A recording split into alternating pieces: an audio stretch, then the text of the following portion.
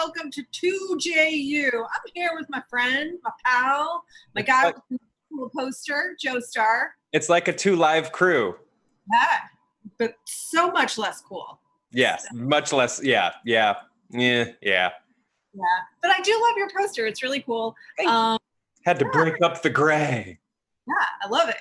We are going to talk today about what Marvel should be doing in Phase 4, because these two minds right here on this Zoom, I think we probably have a better grip on it than Feige. I mean, if I really, I don't probably, I mean, it's, it's pretty, please stop chewing on wires. It's pretty standard that they listen to us. I think everyone knows it. Yeah. Two quick things. I can't stop chewing on wires. Can't do that for you. They taste real good. They feel good on my teeth. I feel like they're supporting my dental health in this time that I cannot see a dentist. Hey, one question for you guys to talk about today in the chat. We want to hear about your Phase 4 wishes and dreams. We're going to list our Phase 4 wishes and dreams, and we want to hear from you. But we also want to hear how long until you're willing to go see a dentist. Just curious. Asking for a friend who is not me, who thinks she has a cavity. The movies that are coming out, as we know, in this Phase 4 they've been moved back, but these are the current dates. Black Widow, which will come to us on November 6th. The Elements will pour into our eyeballs on February 12th, 2021. Shang-Chi and the Legend of the Ten Rings, May 7th, 2021. Spidey 3, Home of Some Kind of Thing, November 5th, 2021. Thor, Love and Thunder, February 2022. What's she doing? I can't even see because I'm reading, so wait. Keep being cute, Sarah. Doctor Strange and the Multiverse of Madness, March 25th, 2022, which is interesting because we're going to be talking about Scott Derrickson a little bit later. Yeah. And Disney Plus series Falcon and Winter Soldier, originally scheduled for this August, but obviously filming has delayed that. WandaVision, last we heard, December, and Loki, spring of 2021, as well as summer of 2021. We have What If, Hawkeye in the fall of 2021, and Miss Marvel, She-Hulk, and Moon Knight, TBD. Yikes. There's also Phase 5 future movies not yet scheduled, but we'll get into that in a minute. We're talking about Phase 4. Phase 4. Let's stay in the Fantastic Four right now. It's definitely like a rebuilding phase, but all of it sounds interesting to me. Like I don't know if like Shang-Chi is going to have the immediate box office draw that I guess that maybe outside of like Love and Thunder, all of these sound like they're going to have like Ant-Man level interest. I don't mean that as a knock. I just mean, like people respond bigger to like, oh, an Iron Man movie's coming out, we're all going, versus some of the lower tier stuff. So I'm hoping that like as they start to roll out, people go, oh, these are also great. And hopefully, they are great and start responding and coming out for them. Because I think like Shang-Chi and the Ten Rings has the potential to be really, really cool.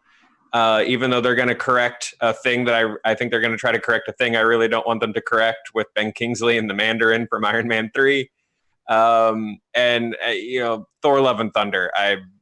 Thor Ragnarok's my favorite MCU movie. That the series can do no wrong now for me. So I'm super pumped about that. Love and Thunder is such a great painted on the side of a van name.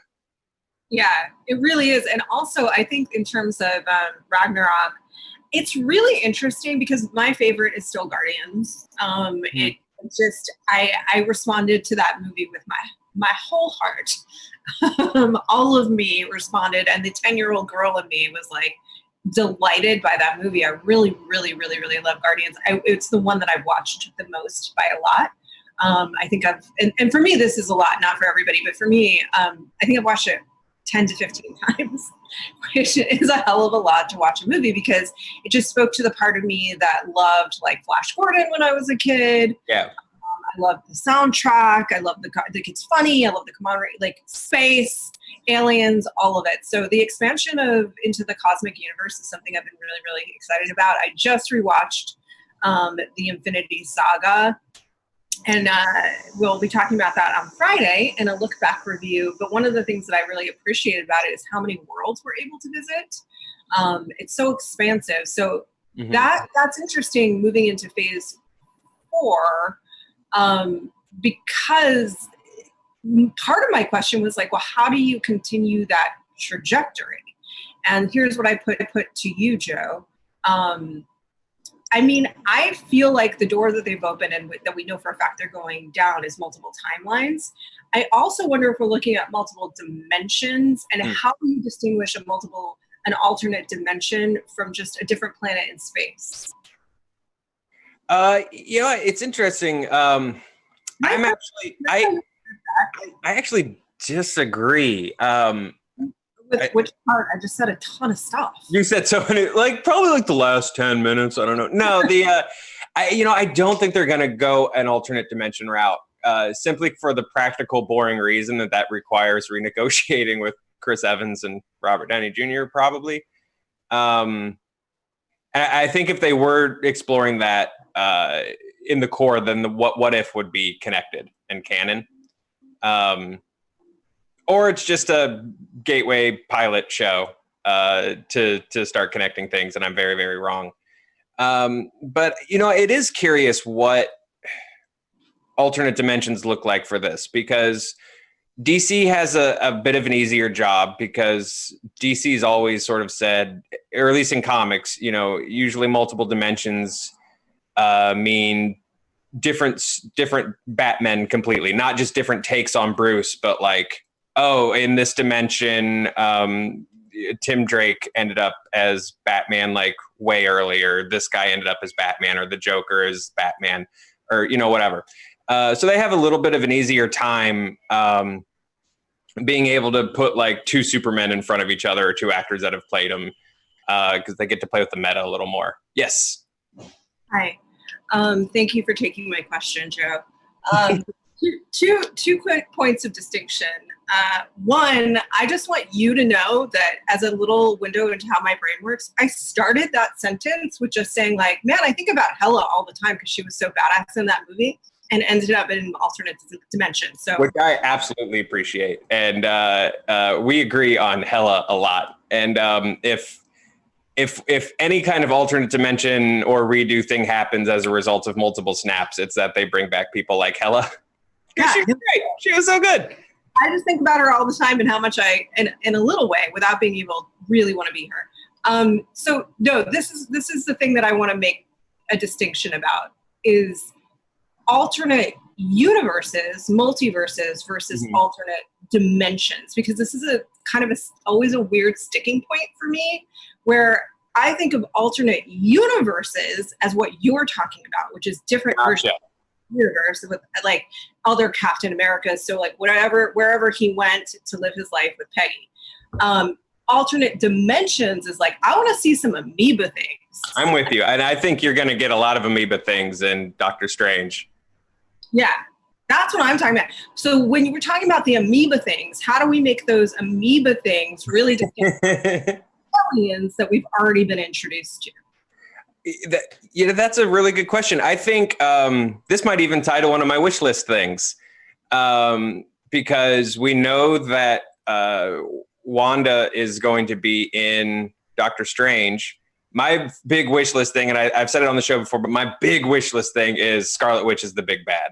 I think they've already gone external in the biggest way they can for now with Thanos. It doesn't get bigger than the guy with a wristband and a Fitbit that can destroy reality. And so now I think you have to go the exact opposite and go internal. You do Avengers Disassembled with Wanda turning on everyone. And I think that's where your amoebas come in, with Wanda taking advantage of her access to all these weird Cthulhu dimensions and stuff that the first Doctor Strange movie sort of hinted at. Wanda shows up at the Avengers compound with an army from the dimension of rhombuses or whatever weirdness they hopefully have sort of in store for us. But I think it needs to go weird. It can't just be sci-fi sort of simple aliens where it's I'm a person that speaks English and I'm blue. I agree with you. It needs to be amoebas or sentient ideas. Go full Doctor Who and go real weird. Oh, so weird. Thank you. Yes. Could not agree more. That is actually one of the things on my wish list, which I think, to your point with Wanda, I think that is the trajectory they're on. I hope so, man. If we had to guess what WandaVision is setting up, it's that we have guessed what it's setting up. It's that she is reconciling her heartbreak over the loss of Vision. She can control reality. I have a feeling that she's like, you remember the device that Tony used? That was like, when it was like the device that he created that was basically to heal trauma, and he went back and like, yeah. Okay, so my sense on this, I think way back in the day on a Movie Fights, we had pitched an idea where like MODOK takes over and Wanda gets locked into it, and Vision, and like we think they're in a rom-com at first, and then they're just traveling through different genres, but actually it's this really dark reality that MODOK is controlling. I think that like by using her powers, I think that she maybe used that thing to try and heal from Vision, but because of her powers, it kind of gets entangled and she starts like controlling her own reality and manifesting a different reality that looks a lot like different TV shows, you know, and trying to like, heal from her trauma with Vision, but something snaps and she can't get past the anger, and maybe that's where we're heading. And there's like historically, she's gone evil. Yeah. So I'm really hoping, because I also think Elizabeth Olsen's a really underrated talent, and I think that could be a really cool star-making moment for her when she sort of emerges as on a pile of second-tier Avenger bodies. I think that could be really, really cool.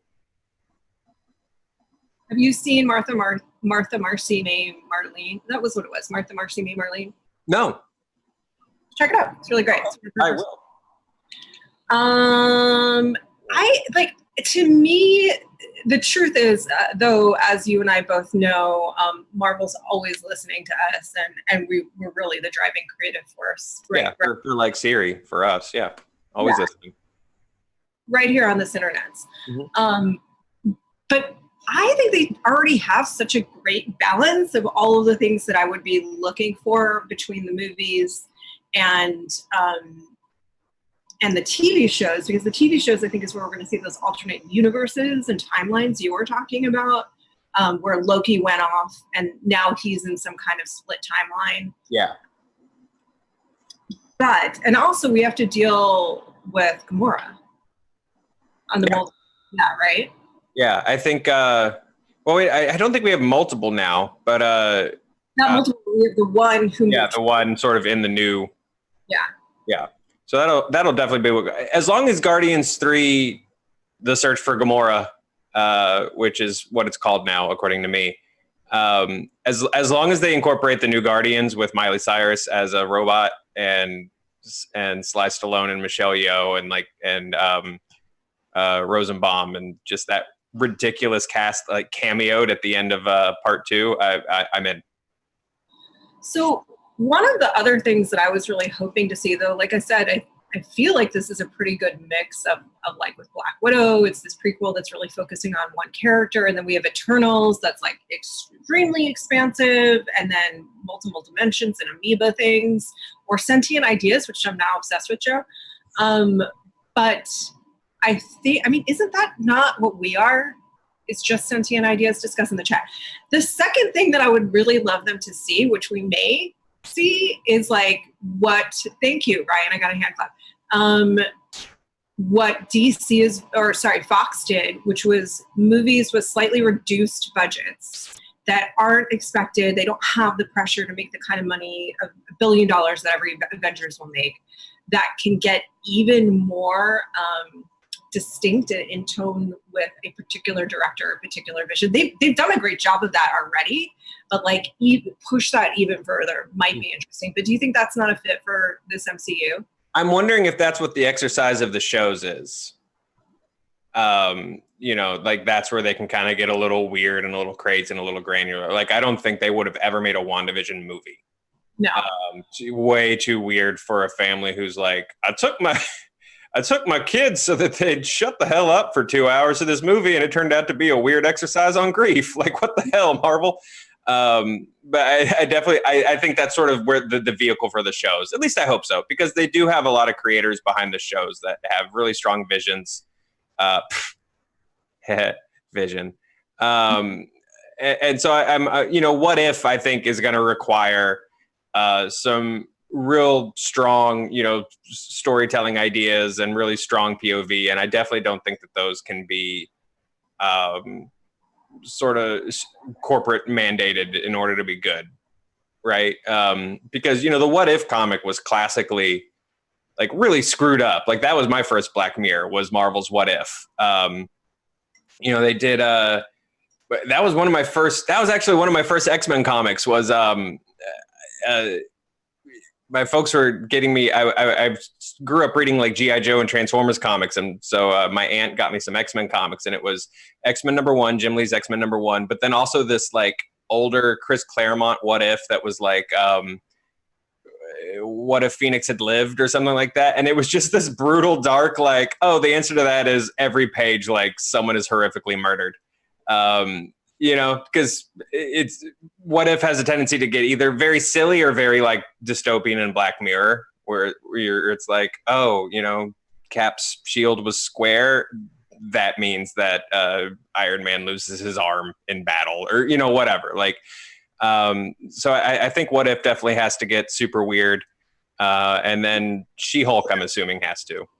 I think if it was, it just strikes me that if his shield was square, it just means that you're living in an idiot universe, and therefore Iron Man loses his arms because it's a universe of idiots. Is that not? Was that not the? No, I think that's where I was going. Yeah. What if it was a rhombus? But, you know, like, but, you know, She-Hulk, I would assume is going to be a silly riff on, you know, a courtroom procedural. I hope. I really, really hope, which again would never get made as a feature. But with Disney Plus, hopefully we can get some of these granular things we've always been hoping for from Marvel.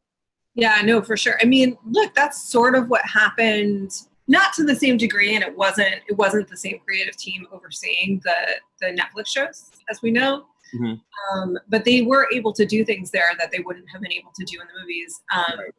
It'll be interesting to see if we see them stretch their creative boundaries with the Disney Plus shows. I just don't. Release the Kraken. God Christ, that scared the Why do we release him? What did we release? What have we done? Was that a sentient idea? It was a sentient idea. You guys also are sentient ideas, and we want to hear from you in the chat. Joe's going to tell us his second wish for Marvel Phase 4, and then we want to hear some. Ryan, why don't you collect some of the best ideas right there in that chat, and we will share those as well. So, Joe, what's your second wish? My second, now I got to think of another serious one, because originally there were going to be 3 of us, so there was real estate for a silly wish. So I'll do my silly one and think of another really good one. But this sounds like a joke at first, but you know what? It's honestly not. My second wish, more shirtless scenes for the dudes. Just more. You know, Kumail did that Instagram post, and it was just like, I died to do this. This physically hurt. And that's a hard body to accomplish. And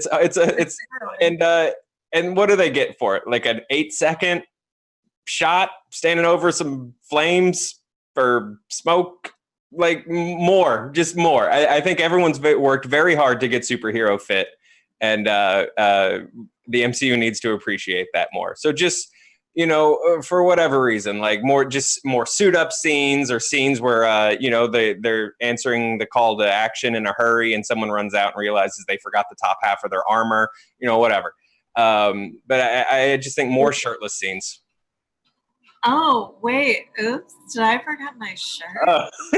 Oh my God. So, well, I guess we just have to go fight Thanos, you know, just nips out. Yeah.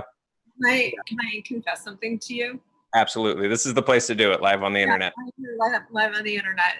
No problem at all. So outside of like comments that I've made on stuff that we do or things like that, I've only made two internet comments in my life. This is the truth. One was I had read a post about a dog that died in a car, a puppy, because they left it in the car on a really, really hot day. And I just left a link to a place that you can call, and they'll come break the window if you see something, a child or an animal in a car on a really hot day.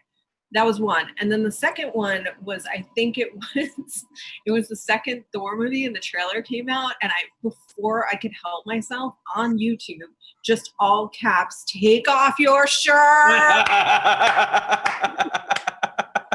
Didn't even realize it. I challenge the SJU audience to find and screenshot.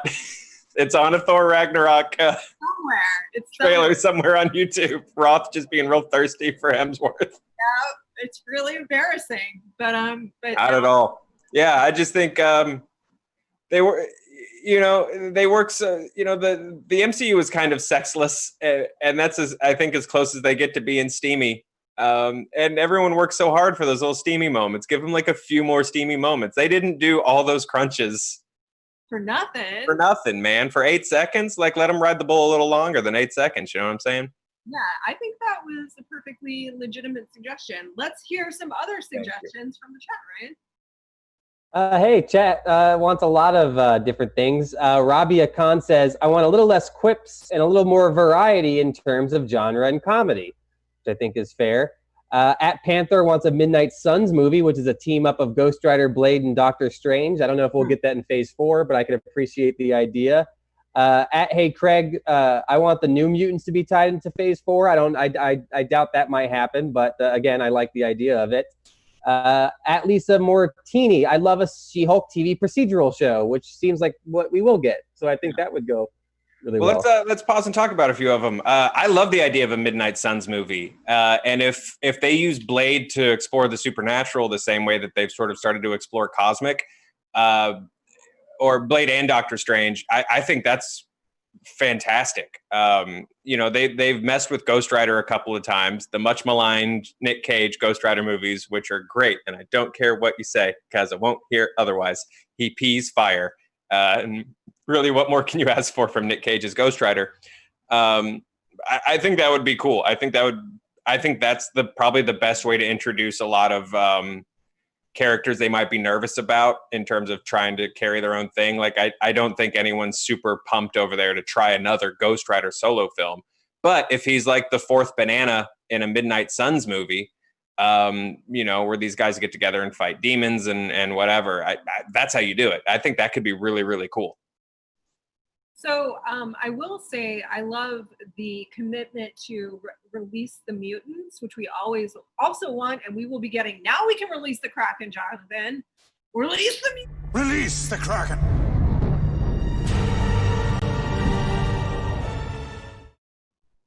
It's the extra shot of the mountain that gets me. that we get the music swell. That's what I love. It's releasing the Kraken. The Kraken comes from Mars. Anyway. So here's another question about that, which you're right. I think, Ryan, we probably would not see that. We clearly would not see that in Phase 4. But how quickly, the question that everybody is going to have is how quickly do they bring in the X-Men? And they've been working on this for like the last 2 years. And in a weird way, the break in production, and I only say that because I refuse to believe that they were not thinking about this before the deal closed. Like, I just don't believe that. Part of me believes that. So with that in mind, and there's been this pause in production, do you think there will be a surprise end credit? Do you think that there will be a move to bring a character in earlier the way that they did with Spider-Man? Maybe. I think slow and steady is the way to do it. Because I know a lot of people are very excited with the idea of like, who's going to play Wolverine and when are we going to get Deadpool? But now we end up in this weird spot where Deadpool works because he's a meta commentary on X-Men movies. And even though technically we've already gotten X-Men movies, we haven't gotten MCU X-Men movies. So getting MCU Deadpool before MCU X-Men feels off to me. But I think, because I agree with you, I think they've been messing with this for a while. You could almost see it in the comics where they tried to, you could tell they were test driving replacing mutants altogether. And then you can tell it kind of didn't work. And then you can sort of see the acquisition coming almost because they start you can tell that on the comic side, they start putting some real effort into X-Men again, to kind of like reignite interest. So you can almost see someone made a phone call to comics and was like, oh no, I think the deal's going to close. And they're like, someone put Brian Hickman on an X-Men book. But I think slow and steady. So I think maybe you introduce some key players like Xavier. Yeah. But I don't think you just immediately drop like, and here's his fantastical team of Teen Mutants. I think maybe you slowly building block towards all of that, where maybe you can slowly like do breadcrumbs like leading to an eventual Phase 5 X-Men movie. But I definitely don't think anything's going to happen. Like when I was a kid and the first episode of X-Men the animated series came out, Wolverine's like leading everyone through an army base or something. He's like, hold up, I smell gun oil. And then the big cliffhanger was that there was a bunch of soldiers on the other end of the room. And when I was a kid, I was like, oh my God, what's going to happen? Is Cable going to help save them? It was like X, Y, and Z going to show up? Will Captain America do a crossover? And it turned out he just says, no, I smell guns, and they go a different direction. I don't think that the moment, like when I thought I was a kid, is going to happen, where all of a sudden all the X-Men you've ever wanted to see like swoop into camera all at once.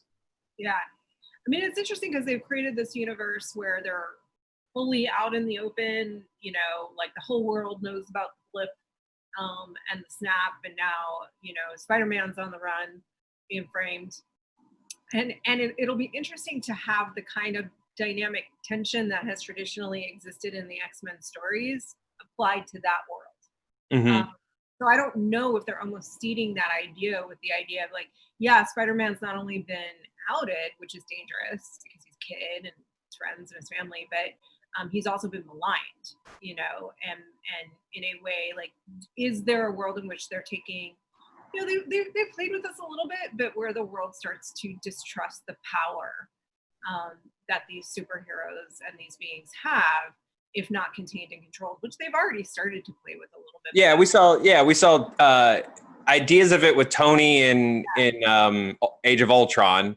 Yeah. That was maybe less like we don't trust the superheroes and more like a commentary on like we don't trust like I don't know, this weird privatized like it was, the distrust was more on like a bureaucratic level maybe, but if you start to see it like on the ground more, yeah, it's like because there is something interesting to that where, you know, just think of like the daily turmoil and like ups and downs in just normal life when you're like, oh, well, this happened and then this happened and this happened, like Jesus. And then I think there's something interesting to like on 5 different days in a week, like there's a different story about Spider-Man that's supposed to make you feel a different way about Spider-Man in your life.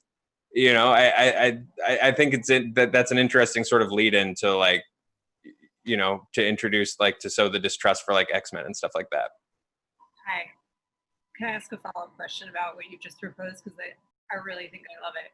Are you saying that Spider-Man 3 Left of Home is going to be about last home on the left is going to be about basically the loss of trust in our institutions and competing versions of what Spider-Man and who Spider-Man is and what he represents in our lives in terms of like a danger or a hero, and that basically factions are going to emerge that believe these various news sources, none of which is tied or tethered to a standard of fact, but really is all steeped in opinion and fragmented realities that exist in our media world. Is that what you're proposing from Spider-Man? I like that better more than my original pitch, which was Spider-Man Homewrecker, where Aunt May marries a guy that turns out to be a supervillain and Spider-Man fights him.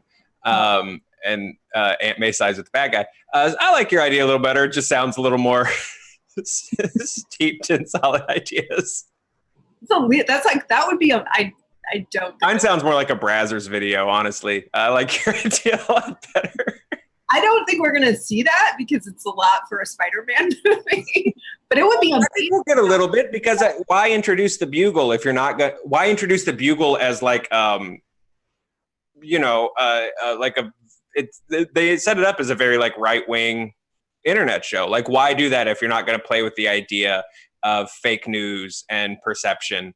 And I think you're very much onto something because that's an important part of what Spider-Man is, right? Is that is it what Jonah Jameson insists that he is, or is it what the like subway workers on the ground who are like, yeah, we'll side with Spider-Man, that like throw bricks at bad guys to help Spider-Man? Like who owns the perception of Spider-Man and which one's the real one? I think is a super valid and interesting idea. That would be amazing. I would, we'll watch. Very excited if that is a theme in that movie. We are now going to talk about the 3 movies that will be in, we believe, in Phase 5. We're just going to run through that, and then we're going to cast the Goblin King. So we definitely want to hear your casting suggestions and comments, and we'll go to Ryan for those. But not scheduled. Blade TBD. Black Panther 2 currently May 6, 2022. Captain Marvel 2 July 8th, 2022. So and Guardians 3 would be somewhere around this time too. Got it. Just to clarify. Yeah. The Search for Gamora. The Search for Gamora. Which is locked. We've said it. It's Title done. locked, James Gunn. So with the introduction of Blade, we'll be seeing some of that supernatural, and I do think these will start to all tie together. But I think we've done it, Joe. I think we've made a lot of really great suggestions that we. Yeah, I figured out my second wish list, and maybe I dread this, but I also think it's the best way to do it because it definitely makes Marvel too big to fail. But I think you start to follow the Sony Spider-Man model. Like they take that as a blessing and not a curse, where everyone's able to stay in their own lanes a little more and have self-contained stories in their own universe. And then every now and then you bring everybody together for the big, Infinity War type event.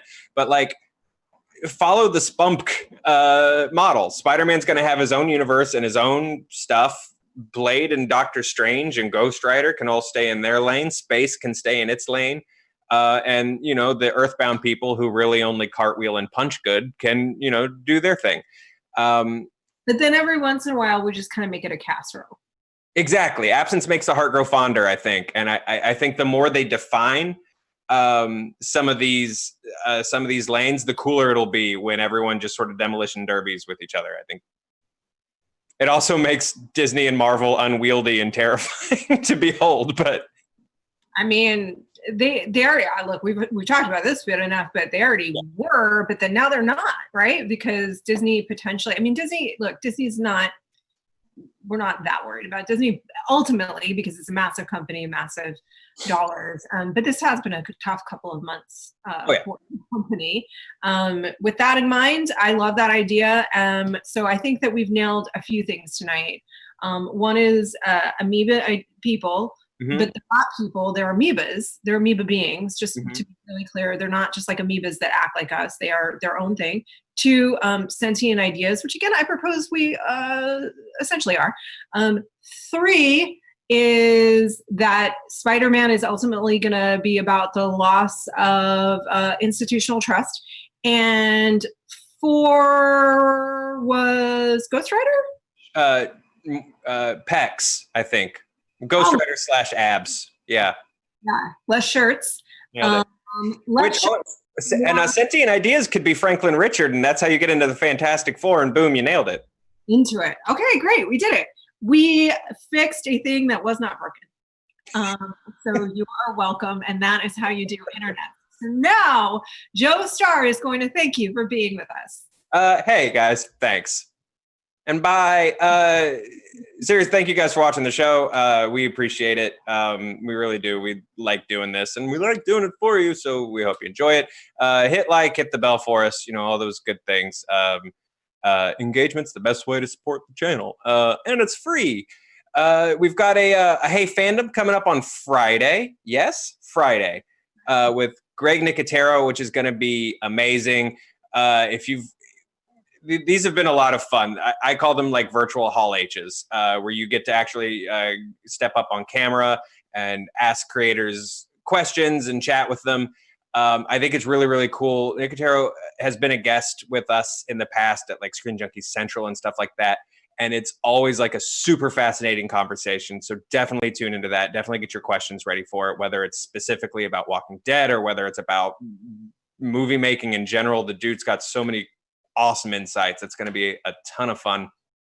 And it's in support of Direct Relief. Direct Relief is supplying PPE to organizations globally that are dealing with the coronavirus situation on the front lines.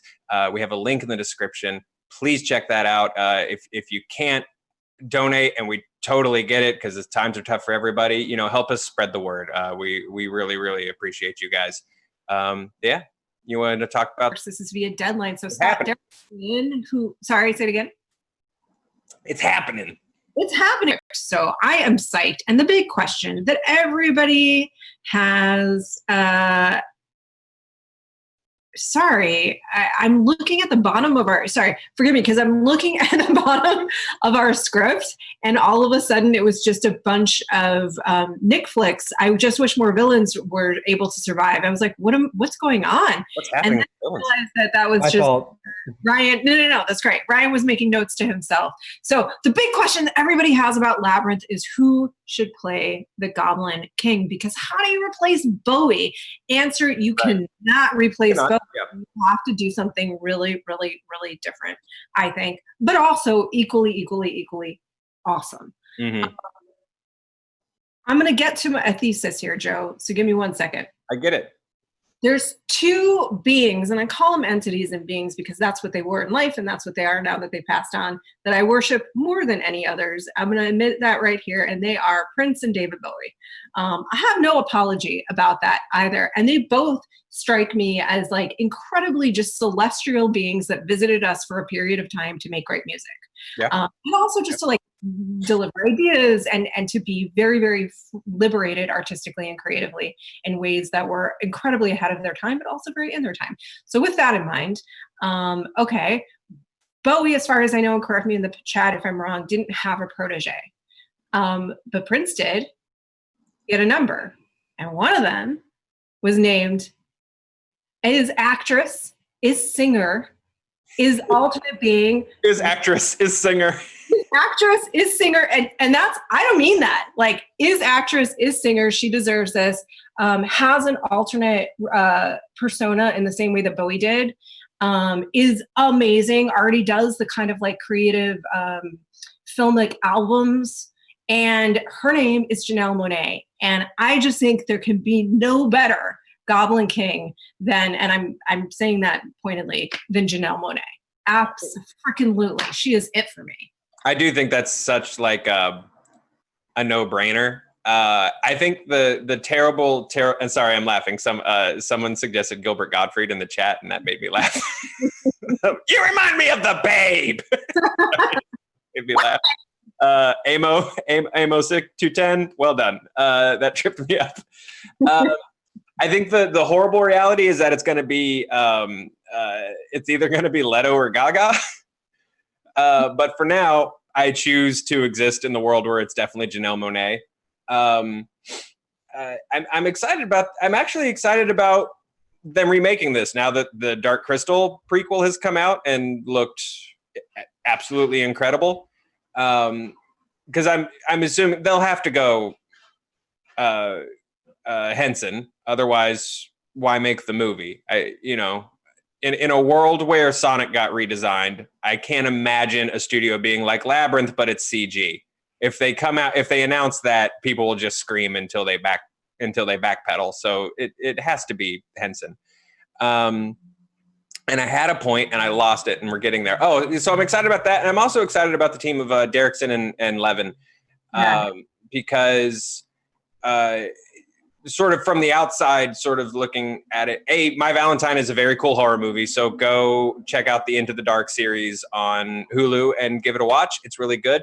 But it also seems like Derrickson is really championing Levin as a writer, and I think that that's really, really cool. And props to an established talent really going out of their way to bring up a newcomer. I think that that's really, really awesome. So that's sort of a business reason I'm super excited about Labyrinth.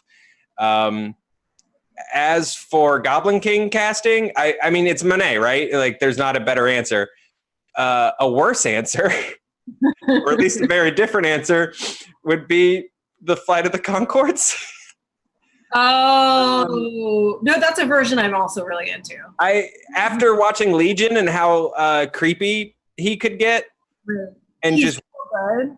Yeah, I don't know. I just think that there's I'm a big fan of comics taking a big swing to play sort of twisted and darker characters anyway. He has that energy. He has that like dark, mischievous, dangerous. Like, he's intimidating, I think. I would actively be intimidated, I think, to interview him, just because he's probably smarter than almost everybody. Yeah. I mean, it's definitely a different, weirder take with, I don't know, the Goblin Princes. I don't know what you would do.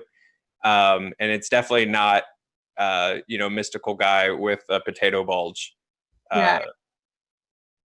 But yeah, I think Monet, and I think it's also hard because they also have to be someone who is clearly an actor working with puppets. Yeah. Which has a different feel than an actor working with an act. I don't know. There's a weird extra bit of acting style that goes into working with Henson creations, Yeah. Like some people nailed working with Muppets and some people didn't. Yeah. I think they have to I think they really have to be invested in the reality, which I would trust either of those people or persons to be. Yeah, I think I like that a lot. I think that would be really fun. Yeah. Chid said Harry Styles definitely has the vocal chops, but yeah, I just and Langley Neely agrees with you. Janelle Monáe's perfect. I mean, I really think that's just the home run answer. Yeah, I mean, because to me, it's like in the Goblin King, you also want just somebody that's larger than life in their own, just by themselves, right? And I think she is. I remember seeing a Prince show when she opened for him, and it was before I really knew who she was, and you just are riveted. Yeah. In that way that some people just have naturally. But Jermaine, I think that's really interesting. That would be fun too. Yeah, I look again. The pessimistic part of me just thinks it's probably going to be Lady Gaga, and the studio is going to be very pleased with itself. Think so? Yeah, I don't know. It's a lot of my sad Corona brain coming out, where I'm just like, it'll be Jared Leto. Yeah. But anyway, we'll see.